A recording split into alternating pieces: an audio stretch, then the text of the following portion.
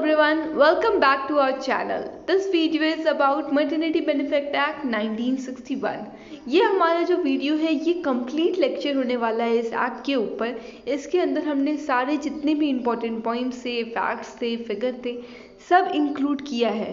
और ये एक्ट जो है बहुत इम्पॉर्टेंट है हमारे पेपर पॉइंट ऑफ व्यू से। यहाँ से अगर आप सिलेबस देखोगे हमारा उठाकर तो वहाँ पे डायरेक्टली ये लेबल नहीं है कि मटर्निटी बेनिफिट एक्ट आपके किसी यूनिट के अंदर आता है, बट हाँ आपका सोशल सिक्योरिटी आता है। सोशल सिक्योरिटी के अंदर ही मटर्निटी बेनिफिट को लिया जाता है, जो बहुत ही इंपॉर्टेंट सोशल सिक्योरिटी है जो प्रोवाइड किया जाता है वुमेंस को। जितनी भी वुमेन एम्प्लॉय होती हैं उनको मटर्निटी बेनिफिट का एक्सेस हो सकता है और उन्हें ये बेनिफिट प्रोवाइड की जा सकती है जब उनको अवेल करने की ज़रूरत होगी, जब वो एलिजिबल होंगी। तो ये आपका एक्ट है, आइए हम इसको देख लेते हैं। Introduction. Maternity benefits are aimed to protect the dignity of motherhood by providing for all full and health maintenance of a woman and her child when he is not working. So ये जो act है इसके अंदर जो benefit provide किया जाता है वो इसलिए प्रोवाइड किया जाता है कि जो आपकी वुमेन है, जो आपकी वुमेन एम्प्लॉयज़ हैं, जब वो कंसीव करे, जब वो प्रेग्नेंट हो, तो कभी उनको ऐसा ना लगे कि उनकी जो वर्किंग है वो सब अफेक्ट हो रही है। समवेयर वो आपका जो अफेक्ट तो होती ही है, बट आप इकोनॉमिकली अफेक्ट ना हो, आप इकोनॉमिकली स्ट्रॉन्ग स्टैंड आउट करो। इसलिए ये एक्ट के अंदर उनको बेनिफिट प्रोवाइड की जाती है और इवन उनको लीव भी प्रोवाइड की जाती है। जितनी लीव उनको इस एक्ट के अंदर दी गई है जिस जिस कंडीशन में, उसको हम अभी देखते हैं। बट इस एक्ट के अंदर बोनस, इस एक्ट के अंदर आपके बेनिफिट्स और इसमें आपके लीव्स प्रोवाइड की जाए जो पेड लीव होते हैं। तो आइए देखते हैं हिस्ट्री। तो पहले क्या होता था, पहले ऐसा कुछ नहीं था कि मटर्निटी बेनिफिट प्रोवाइड की जा रही है, सोशल सिक्योरिटी पे ध्यान दिया जा रहा है। पहले इतना अवेयरनेस नहीं था सोशल सिक्योरिटी जैसी कुछ चीज़ होती है। सोशल सिक्योरिटी क्या होता है, जब कोई ऐसी प्रॉब्लम आए, जब ऐसा कोई इश्यूज़ या फिर सर्कमस्टांसेस बने जहाँ पे आपका जो एम्प्लॉय है वो स्टैंड आउट ना कर पाए, तो उसको सपोर्ट करने के लिए हम सोशल सिक्योरिटी प्रोवाइड करते हैं। वो हो सकता है आपका अनएम्प्लॉयमेंट, सिकनेस, डिसेबलमेंट, रिटायरमेंट और आपका मटर्निटी। तो इसमें क्या होता है, वो जो एम्प्लॉय होता है वो स्टैंड आउट नहीं कर पाता है, वो स्ट्रांगली स्टैंड नहीं करता है।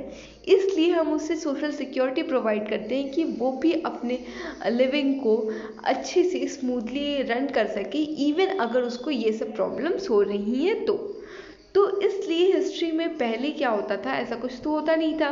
तो बट 1924 में एन.एम. जोशी जी ने इसका एक थॉट लाया कि ऐसा कुछ होना चाहिए, सोशल सिक्योरिटी हमारे एम्प्लॉयज़ को, वर्कर को मिलने चाहिए और वैसा ही कुछ बेनिफिट उनको भी मिलना चाहिए जो वुमेन आपका मटर्निटी या फिर प्रेगनेंसी में है, उनको भी ऐसा कुछ मिलना चाहिए।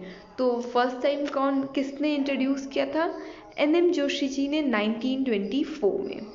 फिर फर्स्ट एक्ट हमारे इंडिया में जो इसके रिगार्डिंग आया वो आया मटर्निटी बेनिफिट एक्ट 1929 जो बॉम्बे में था। तो ये आपका स्टेट लेजिस्लेशन था, सेंट्रल लेजिस्लेशन में ऐसा कुछ अभी नहीं था, कोई मटर्निटी बेनिफिट के बारे में बात नहीं हो रही थी। बट स्टेट में आपका बॉम्बे ने ये आपका वो लाया था, एक एक्ट लाया था मटर्निटी बेनिफिट एक्ट 1929 और उसको ही देखते देखते आपका एमपी ने, मध्य प्रदेश ने भी एक एक्ट लाया जो 1930 में था। फिर ऐसे ही स्टेट्स आगे आते गए और आपके अपने स्टेट लेवल पे, स्टेट लेजिस्लेशन लेवल पे उन्होंने एक्ट फॉर्म किया। तो फिर फाइनली आपका सेंट्रल लेवल पे कब आता है, सेंट्रल लेवल पे आपका आता है मटर्निटी बेनिफिट एक्ट 1941 में आता है, जो आपका माइंस से रिलेटेड रहता है कि माइंस में जो भी आपकी वुमेन वर्क करेंगी उनको बेनिफिट प्रोवाइड किया जाएगा। और ये एक्ट आया था आपका 1941 में।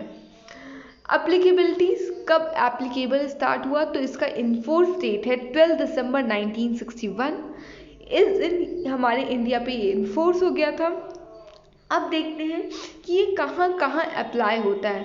तो माइंस में, फैक्ट्री में, circus industries, plantations, shop establishment, employing, तो इतनी सारी जगह पे होता है। और कंडीशंस क्या है, नंबर ऑफ वर्कर वहाँ पे एटलीस्ट 10 और 10 से ज़्यादा एम्प्लॉय होने चाहिए, तभी वो इस्टेब्लिशमेंट पे ये एक्ट आपकी एप्लीकेबल होगी। तो कहाँ कहाँ हो रहा है, शॉप्स में, माइंस में, इस्टेब्लिशमेंट्स में, सर्कस में, बट एक कंडीशन है वहाँ पे 10 से ज़्यादा लोग एम्प्लॉयड होने चाहिए।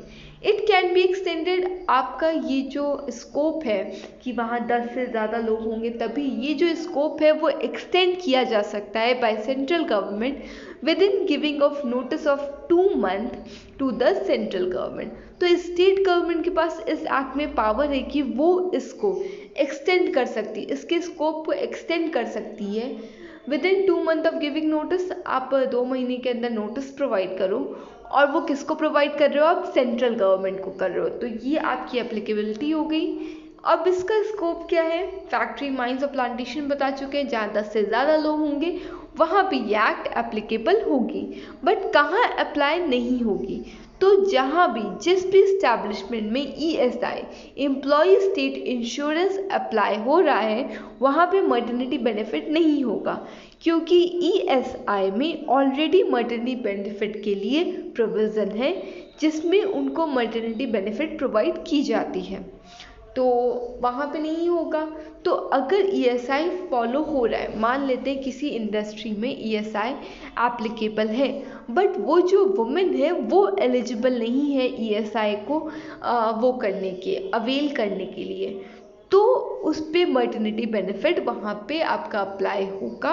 और अगर वो भी वुमेन एम्प्लॉय जिनकी सैलरी 21,000 से ज़्यादा एक्सीड कर रही है, उन पे भी ये अप्लाई होगा। क्यों होगा, क्योंकि ESI में, वहाँ पे तो ESI वहाँ पे अवेल था ही, बट जो ESI में सैलरी लिमिट है, जो वेज लिमिट है, जो वेज सीलिंग है, वो 21,000 है, तो उसकी सैलरी 21,000 से ज़्यादा है, तो उसको तो मटर्निटी बेनिफिट उसमें तो नहीं प्रोवाइड होगा ESI में। तो इसलिए वहाँ पे उस कंडीशन में आपका मटर्निटी बेनिफिट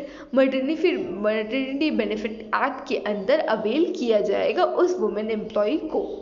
आई होप ये क्लियर हो गया होगा। अब देखते हैं कि वेज, जो मटर्निटी बेनिफिट होती है वो आपका वेज पे कैलकुलेट होती है, और आपको वेज के कुछ पार्ट ही मिलते हैं। तो उसमें आपके वेज में क्या क्या इंक्लूड होगी, कैश अलाउंसेस जिसमें आपका DA आएगा और HRA आएगा, इंसेंटिव्स, बोनस आएंगे, money value of supply of food grain, तो जो आपको फ्रूट गेन के लिए आपको पैसे दिए जाते हैं वो भी आपके इंक्लूड होंगे वेजेस में। और कौन कौन से इंक्लूड नहीं होंगे, any bonus other than incentive, over time earning, PF pension और प्रोविडेंट फंड और पेंशन कंट्रीब्यूशन, और एनी ग्रेजुटी, तो ये सारी चीज़ें आपकी ऐड नहीं होंगी वेजेस में।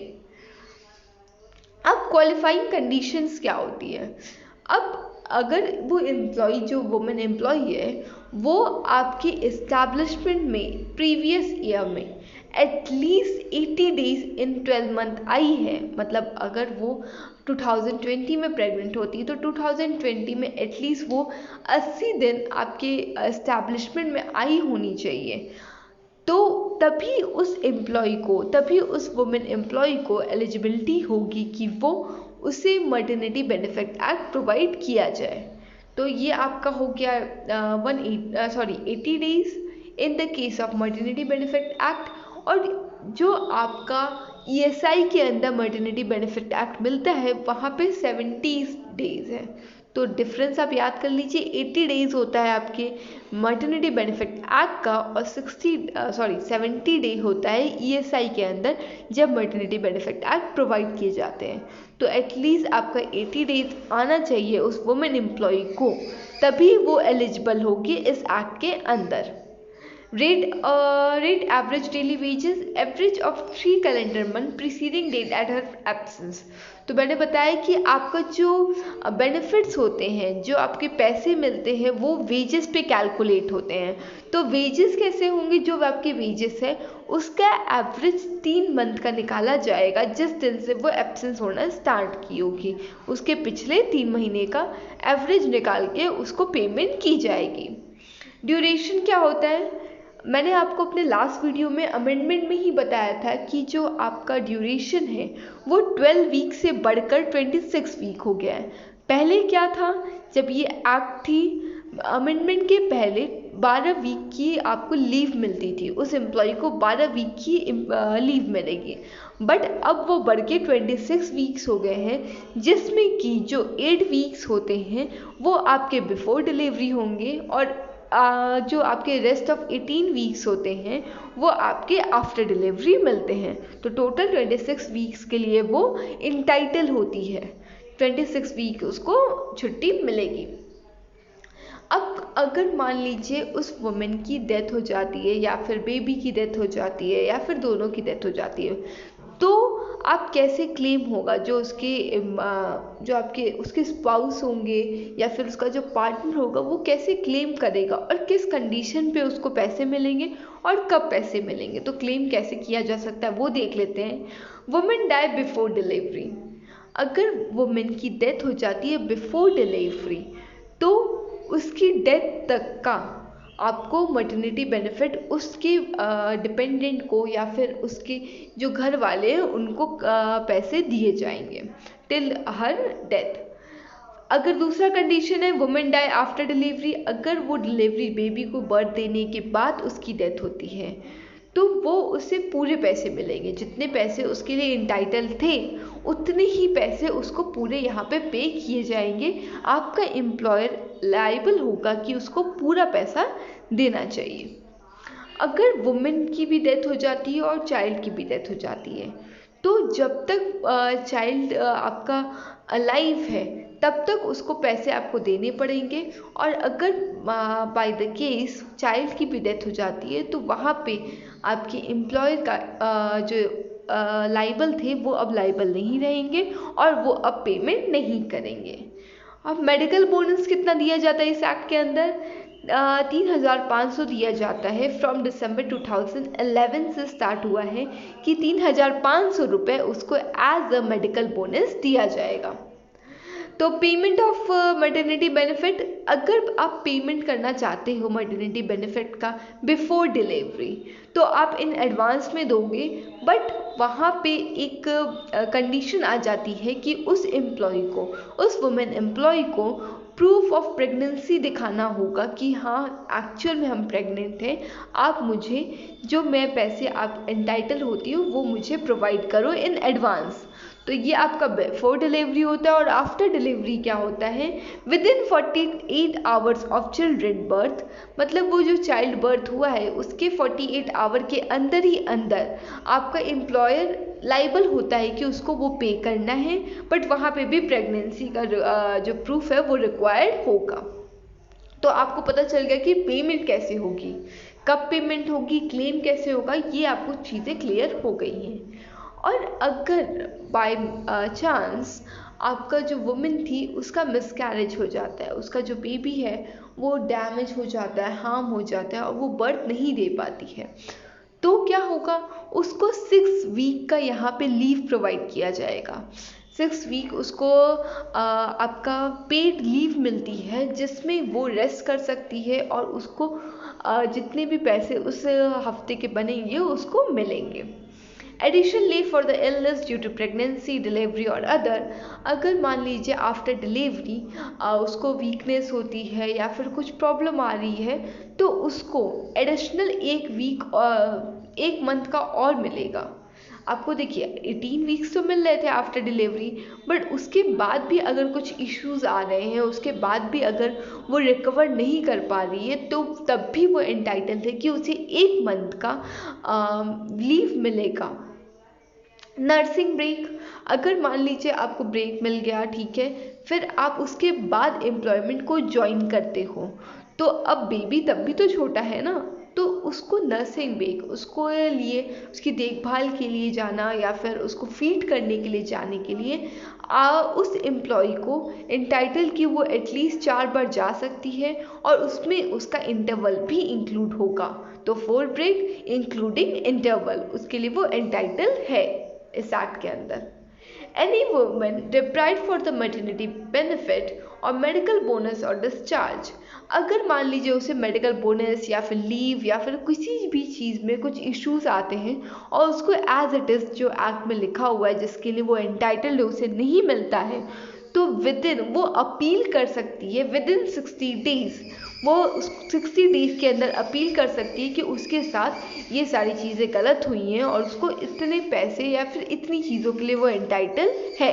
तो आपका अपील का टाइम क्या होगा? With in 60 days. अब पेनाल्टीज देख लेते हैं। अगर इस एक्ट के अंदर कोई भी कंट्राविक्शन होती है या फिर वो फेलियर हो जाता है, वो एम्प्लॉयर पे करने में मैटरनिटी बेनिफिट या फिर कम देता है या फिर वो डिस्चार्ज या डिसमिसल हो जाती है, तो वहाँ पे उसके ऊपर पेनाल्टी इम्पोज की जाएगी। इस एक्ट के अंदर जो है आपका इम्प्रिजमेंट हो सकता है 3 मंथ से लेकर 1 साल तक और फाइन हो सकती है 2000 से 5000 तक या फिर दोनों हो सकता है, एज पर उस कंडीशन में देखा जाएगा। तो ये आपका ओवरऑल एक्ट हो गया। जितने भी इंपॉर्टेंट पॉइंट्स थे, फैक्ट्स थे, आपके मैंने इस एक्ट के अंदर कवर किए हैं। आई होप ये एक्ट आपके लिए इनफ होगी अगर आप प्रिपरेशन के लिए कर रहे हो। That's all. Thank you for this video. Keep on watching आप एंड। और अगर आपको नोट्स चाहिए तो आपको टेलीग्राम ग्रुप पे हमें फॉलो कीजिए, वहाँ पे आपको नोट्स मिल जाते हैं, डेली क्विजेस मिल जाते हैं और प्लस वहाँ पे डिस्कशन होता है, डाउट सेशंस होते हैं, तो बहुत बेनिफिशियल होगा आप लोग के लिए। और आप फेसबुक पे हमें लाइक कर सकते हो। Thank you.